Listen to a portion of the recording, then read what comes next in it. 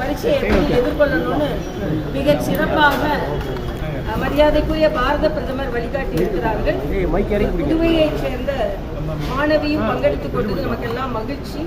ஏனென்றால் மாணவர்கள் இப்படி பேச பேச அவர்களுக்கு பரீட்சையை எதிர்கொள்வதற்கான ஆர்வமும் தைரியமும் வெற்றியும் கிடைக்கும் என்பதுதான் இந்த நிகழ்ச்சியின் தாற்பயம். உண்மையிலே நல்ல நிகழ்ச்சி. மத நல்லிணக்க உறுதிமொழி எடுக்கப்படும் திமுக எடுக்கப்பட்டு சொல்லி ஸ்டாலின் சொல்லியிருக்காரு. இது எப்படி பாக்குறீங்க? நான் என்னன்னு பார்த்துட்டு சொல்றேன். மேடம், லேப்டாப் கொள்முதலில் பல கோடி ரூபாய் ஊழல் நடந்திருக்கோம். இது ஆளுநருக்கு தொடர்பு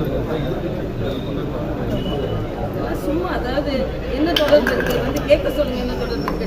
குழந்தைங்களுக்கு நல்லது செய்யணும்னு செஞ்சிருக்கோம். அதுதான் என்னை பொறுத்த வரைக்கும் எந்த தொடர்பும் கிடையாது. கேட்க சொல்லுங்க.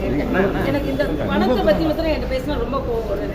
ஏன்னா நான் ஏற்கனவே பெரிய மருத்துவராக இருந்து நான் நிறைய சம்பாதிச்சுட்டு தான் நான் இங்கே வந்திருக்கேன். சம்பாதிக்கிறதுக்கு நான் வரவே இல்லை. அதனால இந்த விஷயத்துல எனக்கு எதாவது சொன்னா ரொம்ப கோவம். சும்மா விசாரணை இல்லாம எந்த அடிப்படை ஆதாரமும் இல்லாம சும்மா குற்றம் சாட்ட வேண்டாம்னு சொல்லுவாங்க.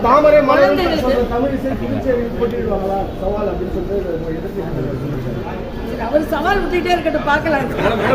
எம்ஆர்ஐ ஸ்கேன் கூட இல்ல பண்ணி 1.5 வருஷத்துக்கு மேல அப்படி இருக்காதுன்னு என்னன்னு கேட்குறேன். இல்ல மேடம், ஒரு காவலருக்கே இந்த நிலைமைனா பொதுமக்களுக்கு காவலருக்கே இல்லை, எல்லா நோயாளிகளும் ஈக்குவலா தான் ட்ரீட் பண்ணப்படணும்.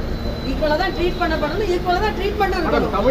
என்ன நான் கேட்கிறேன், தமிழகத்தில் பத்திரிகையாளர் தாக்கப்பட்டாங்கன்னு கண்டனம் தெரிவிச்சிருந்தீங்க. புதுச்சேரியில பத்திரிகையாளர் அவமதிக்கப்பட்டு அவரோட செல்போனை பயன்படுத்தி காவலர் ஈடுபட்டாங்க. எப்படி பாக்குறீங்க? நான் என்ன விசாரிக்கிறப்ப நாங்க விசாரிச்சுட்டு என்ன பாஜக ஆட்சி தான் இருக்கு. இது பொருந்துமா? பாஜக பொருந்துமா?